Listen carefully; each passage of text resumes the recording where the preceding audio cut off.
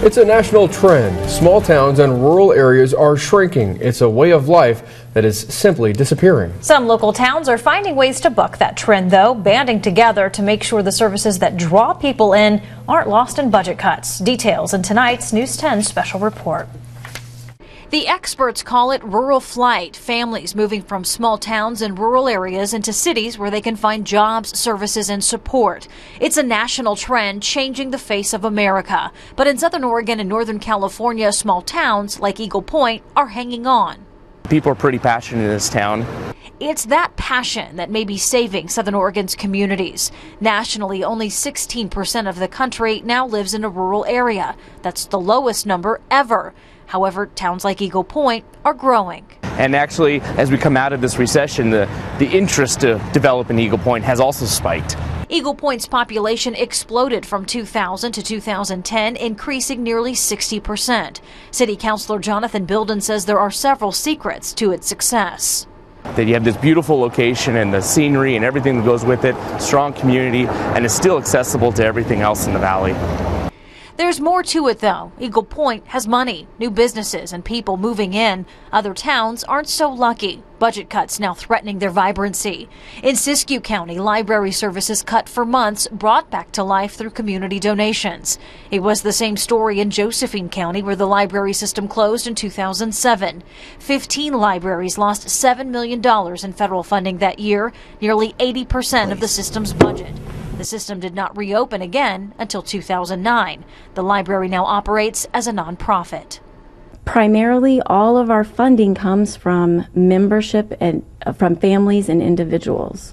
Kate Lasky helps run the library. In an age when most people find information on the internet, she says the stacks of books still have their place. The library is often the gathering spot in a community, the first place children start their quest for knowledge. I wish you could see what it looks like when a 4 or 5-year-old child carries a huge stack of books. They walk into the library and they look at the shelves and they say, I can have any one of these that I want. It's Christmas for reading. Over the mountains, a different kind of gathering place with the same importance. In Fort Klamath, tight budgets have put the squeeze on the heart of the town. This is where people come and go and meet each other. Somebody is ill or passes away or something like that, we've got a card up on the counter we sign and things like that. You know, it's just part of the community. Last summer, the gathering place was one of thousands of post offices nationwide on the chopping block. Most of those post offices in rural areas where the next closest office could be dozens of miles away. The strain of losing the office enough to send some people into larger cities.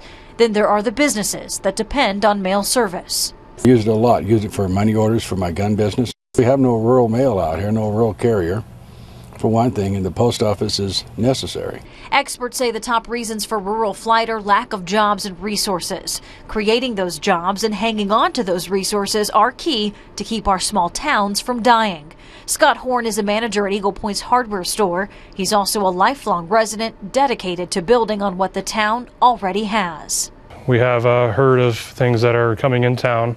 Not for sure, but there's going to be growth in Eagle Point, and that's what we're looking for. Is Eagle Point is a great community, and looking forward to grow, and that's what we're here for, is to help that.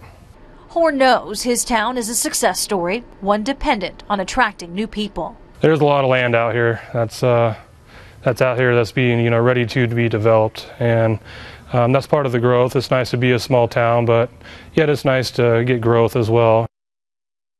Experts say no matter how much development our small town sees, budgets are still an issue. Most small towns and rural areas have lost some government funding. They say rural flight will continue unless communities come together to find ways to independently support the services that mean the most to families, including schools, libraries, and community centers.